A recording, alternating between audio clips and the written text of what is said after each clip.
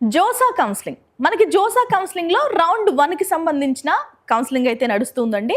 దీనికి సంబంధించి రిజల్ట్స్ కూడా రిలీజ్ అయ్యాయి. ఒకసారి బ్రీఫ్ గా మాట్లాడుకుందాం. ఇప్పుడు ఫస్ట్ రౌండ్ లో ఫ్లోట్ ఆప్షన్ పెట్టుకున్నాం. మనకి ఇంకా 5 రౌండ్స్ ఉన్నాయి. మీరు ఫ్లోట్ ఆప్షన్ పెట్టుకోవచ్చు. 5 రౌండ్లలో కూడా ఫ్లోట్ ఆప్షన్ పెట్టుకోవచ్చు, నో ఇష్యూ. కానీ సెకండ్ రౌండ్ లో స్లైడ్ పెట్టుకుంటాను, థర్డ్ రౌండ్ లో ఫ్రీజ్ పెట్టుకుంటానంటే మీ ఇష్టం. మీకు సీట్ ఎక్కడ నచ్చితే అక్కడ మీరు ఫ్రీజ్ చేసుకోవచ్చు. ఓకే, 5 రౌండ్ల వరకు మీరు ఫ్లోట్ పెట్టుకోవచ్చు.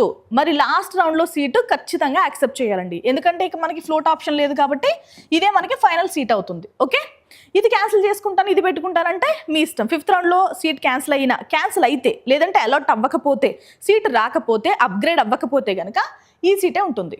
సో మనం దాన్ని యాక్సెప్ట్ చేయొచ్చు. ఓకే, ఇంకొక కండిషన్ ఏంటంటే ఇప్పుడు ఫస్ట్ రౌండ్లో స్లైడ్ పెట్టుకున్నారు, వెనక్కి వెళ్ళడానికి అవ్వదు, ముందుకే వెళ్ళాలి.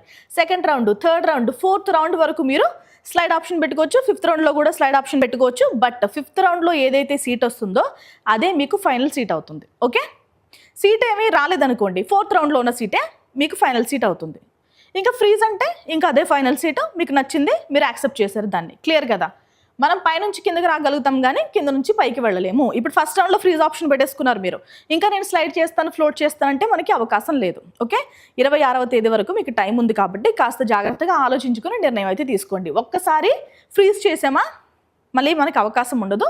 స్లైడ్ చేస్తే ఫ్లోట్ ఆప్షన్ ఉండదు. ఫ్లోట్ చేస్తే మాత్రం ఫర్దర్ రౌండ్స్లో ఈ 2 ఆప్షన్స్ మనకి అవైలబుల్గా ఉంటాయి. క్లియర్ కదా? మళ్ళీ ఏమైనా డౌట్ ఉంటే ఖచ్చితంగా ఎడ్యు9 కెరీర్ గైడెన్స్ హెల్ప్ అయితే తీసుకోండి. ఓకే రైట్ అండి, ఇది వాళ్ళ వీడియో. మరొక వీడియోలో మళ్ళీ కలుద్దాం. నమస్తే.